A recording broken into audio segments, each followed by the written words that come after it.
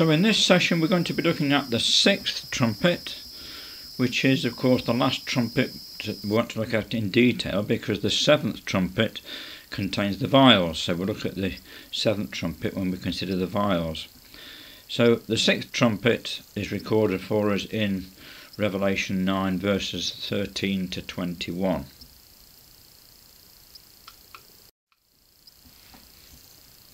Just a reminder, we looked at the first four trumpets, which brought about the collapse of the western part of the Roman Empire, and then we looked at the fifth trumpet, which destroyed the Middle East and North Africa, and now we're looking at the sixth trumpet, which is going to destroy the area that we now know as Turkey and Greece, that area of the empire.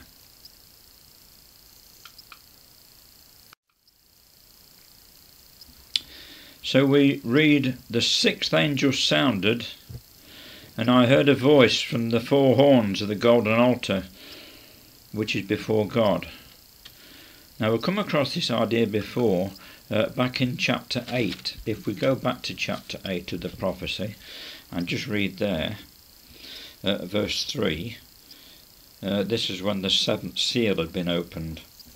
So chapter 8 and verse 3, "And another angel came and stood at the altar, having a golden censer, and there was given unto him much incense, that he should offer it with the prayers of the saints upon the golden altar which is before the throne.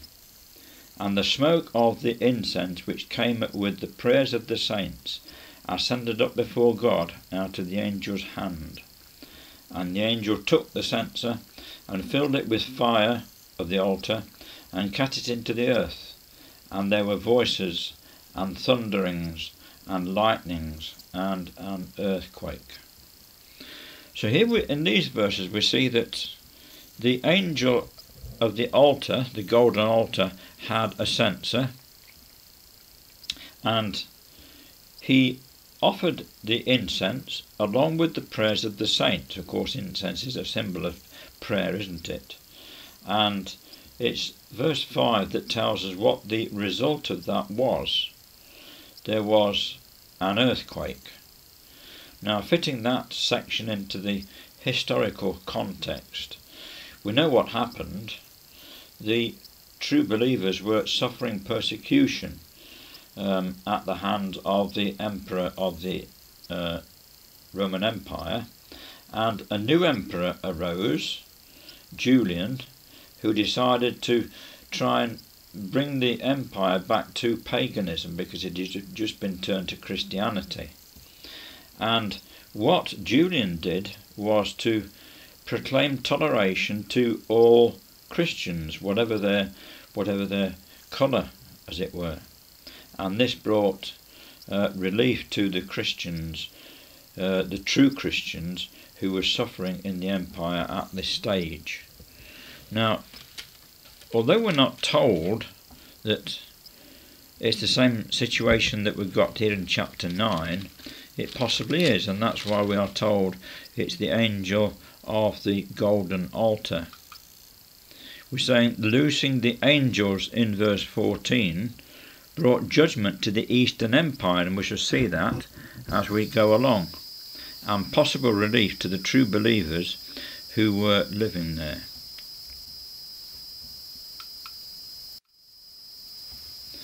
"And this voice said to the sixth angel which had the trumpet," right, that's the angel in overall control of the events of the sixth trumpet. He said to that angel, "Loose the four angels which are bound in the great river Euphrates." So here we've got another four angels, and they were the angels controlling the four powers that would cross the river Euphrates and invade the empire. Of course, as far as history is concerned, it's humans that do all this, but the prophecy is telling us that really the angels are in control of all these things, and they are determining when things happen and how they happen.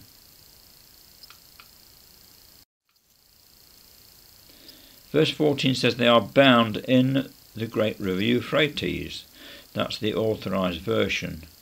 If we look at just about every other version, Revised Version says at the River Euphrates, RSV the same, the New King James at, Young's Literal at, Diaglot by, and it's possibly not the best of things to say in the River Euphrates because it sounds as though they're actually in the river. They are bound at the river, and the Greek word that's used there can actually be translated that way, at as well as in.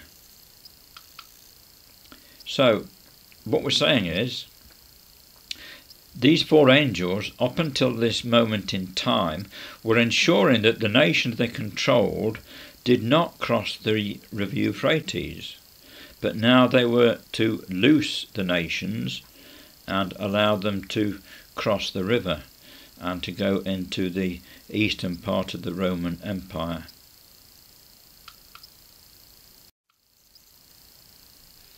We see a map here from the Penguin Atlas of World History. It's rather a busy map, but it shows us the Mongol empires in the 13th and 14th century, as we say, bound at the River Euphrates. If we highlight the River Euphrates, we can see at this stage these nations had just begun to cross over actually the River Euphrates. In fact, if we enlarge that part of the map, we see that the Seljuks had just invaded the Byzantium Empire, the Eastern Roman Empire, at this stage, and they were the first of the four nations that were going to do that, the Seljuks.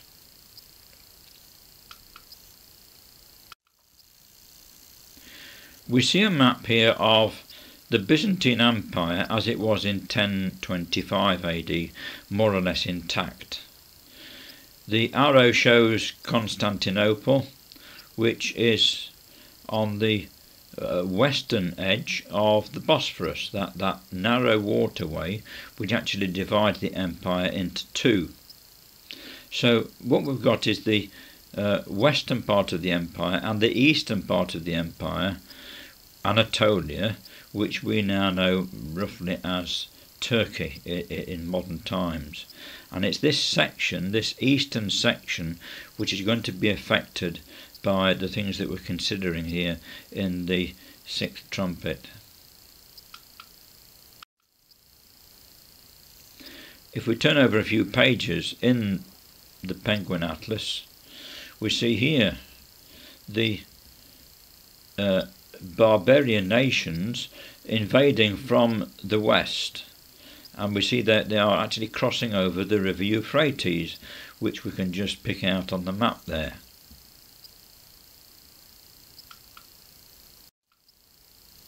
So there were four of them. First of all, the Seljuk Turks, and we saw that on the last map on the Penguin Atlas. The Mongols, the Tartars, and finally the Ottoman Turks. We've shown them here on the eastern side of the River Euphrates because one by one they're going to cross over that river, as the prophecy indicates, and attack the Byzantine Empire, Anatolia. So first of all it was the Seljuk Turks, as we've seen already. The Chronicle of the World here reports Eastern Turkey, August 1071. Asia Minor is at the mercy of the Turks after defeat today of the army of the Byzantine Emperor Romanus IX at Manzikert, north of Lake Van. The Emperor himself has been captured. This conclusive battle was the result of years of tension between the Armenian and Greek-speaking people of Asia Minor and the Turkish nomads infiltrating from the east with their flocks. Earlier this year, the new emperor resolved to drive the Turks out and raised a large army for the purpose. The Turks appealed for help to the Seljuk Sultan Alp Arslan, who came in person with his army, and it was the Seljuks that were successful.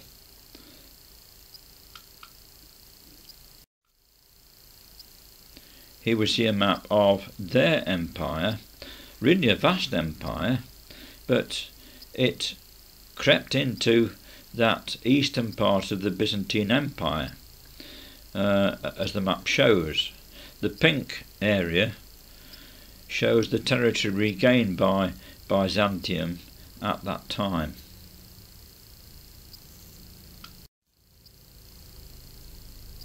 So the next nation to invade was the Mongols.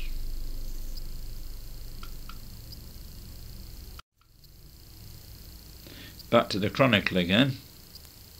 We read here that Genghis Khan is dead, the Mongol captain who carved out the largest empire the world has yet seen. He's died in his camp. And then the chronicle tells us the Mongols have created a vast empire which reaches from the Pacific to the Danube.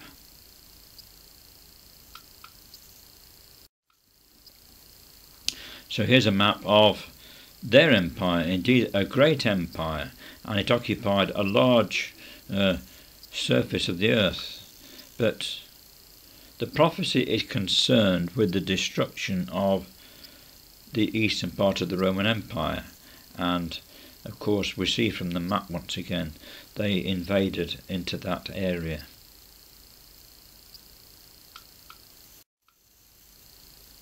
So that's the Seljuks, the Mongols. Next come the Tartars. We read here again from the chronicle. The Ottoman Sultan Bayezid is defeated by Tamerlane in battle near Angora. Tamerlane captures Smyrna and reaches the Bosphorus. Tamerlane was the leader of the Tartars. He went as far as the Bosphorus, but he didn't get across there. He only got as far as the eastern side of it.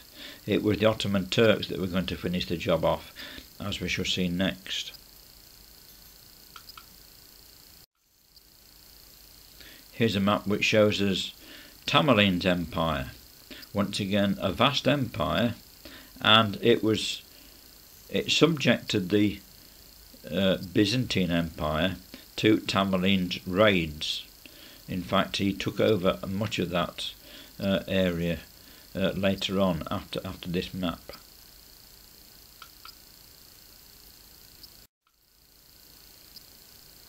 So finally we come to the Ottoman Turks, and as we said, they actually crossed the Bosphorus and they attacked and defeated Constantinople.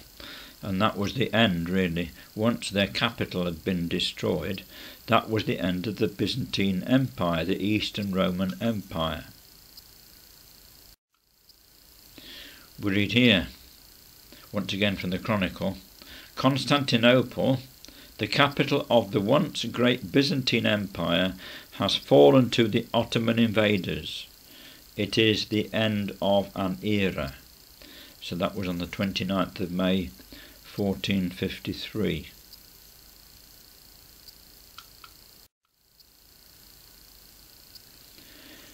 The prophecy tells us at verse 15, the four angels were loosed, which were prepared for an hour and a day and a month and a year, for to slay the third part of men.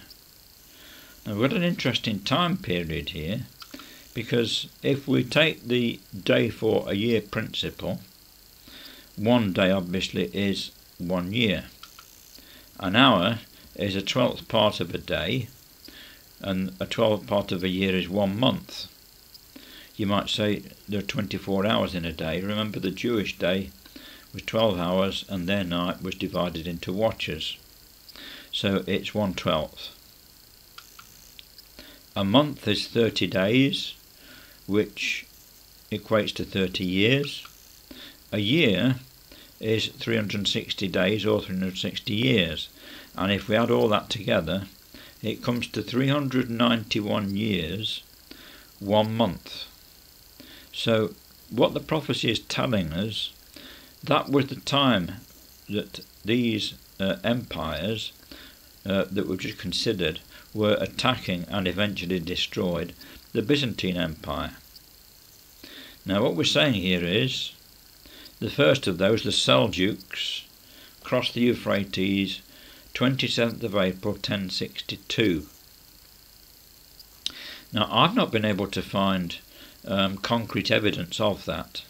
When we look at the details, it's obviously got to be close to that year, and I suspect it is then, because we do know the end of that, as we've seen it, was the collapse of Constantinople in May 1453.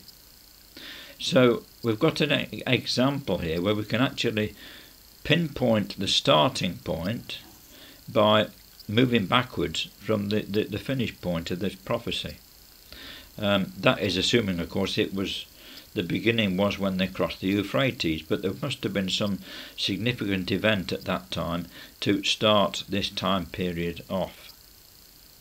I suppose it shows us once again, doesn't it, that while that was in process, it was almost impossible to pinpoint the closing time.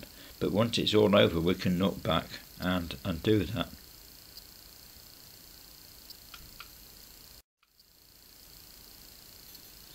So next John says, "And the number of the army of the horsemen were 200,000, and I heard the number of them." Now that is obviously a lot of horsemen, that is 200 million. What we're saying here is it's either the total number of all the armies used by all those great empires during that period of 400 years, or maybe it's a way of saying that the number of horsemen were numberless, it was impossible to count them.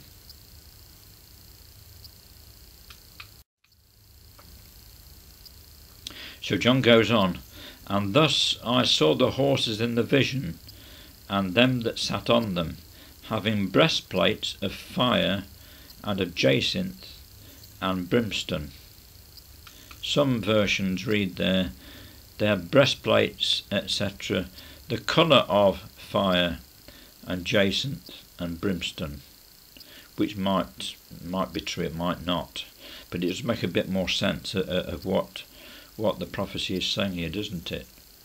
And then John goes on, "And the heads of the horses were as the heads of lions, and out of their mouth issued fire and smoke and brimstone."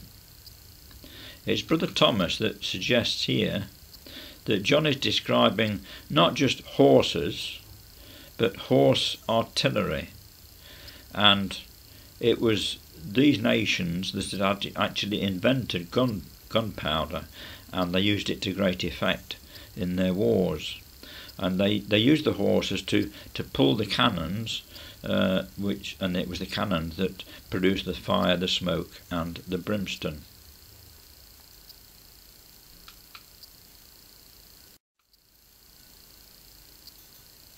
John says, "By these three," that's the fire, the smoke and the brimstone, "was the third part of men killed."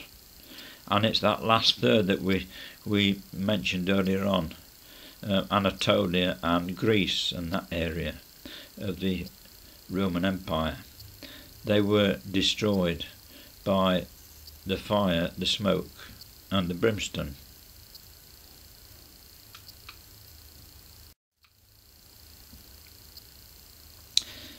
John goes on, "For the power was in their mouth and in their tails, for their tails were like unto scorpions, and had heads, and with them they do hurt."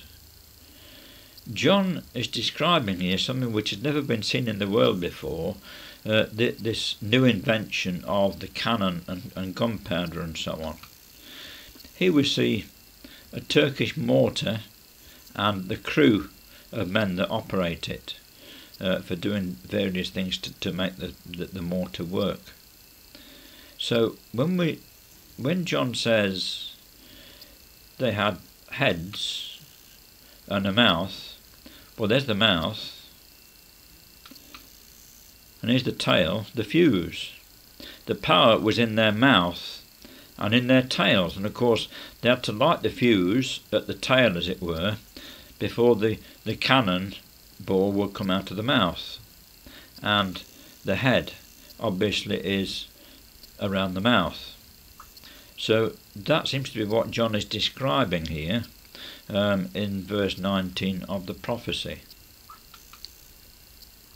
We read here, virtually every new military invention was used by the Mongols, and with these machines they very quickly developed the modern principles of artillery. So that was what was going on at this time.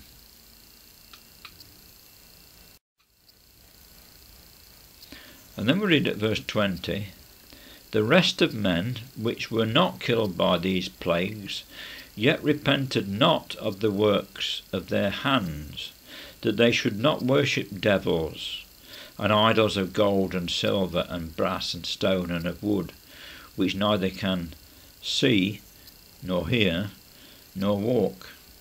Neither repented they of their murders, nor of their sorceries, nor of their fornication, nor of their thefts.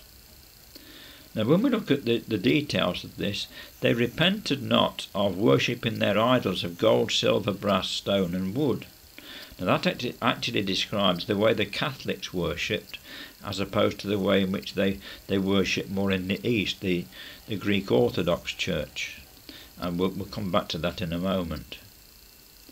It's the same principle that we see here in Amos, where Yahweh says to Israel, I have smitten you with blasting and mildew, when your gardens and your vineyards and your fig trees and your olive trees increased. The palmer worm devoured them. Yet have ye not returned unto me, saith the Lord. And these men didn't return to the worship of the true God either. They wanted to continue worshipping their idols of gold, silver, brass, wood and stone. So thinking about the Roman Empire, 1453 marked the end of it. The western section had been destroyed, North Africa, the Middle East, and now Anatolia, it had all gone. But it hadn't all gone actually, because while those things were happening, while the East was being destroyed, the papacy in the West had found a new source of power, a military power, and so started the Holy Roman Empire in 800 AD, an empire which lasted approximately 1,000 years. As one historian puts it, it was a blast to curse the earth for 1,000 years. So this Roman beast that Daniel saw, it went through different phases, and its deadly wound had been healed. Or as we read later on in the prophecy, it's the beast that was, and is not, and yet is. Of course that happened again because it was the Holy Roman Empire came to an end round about 1800, and the Pope lost his power, and it was all disbanded. Yet we know, don't we, that power is arising again in the earth as we speak.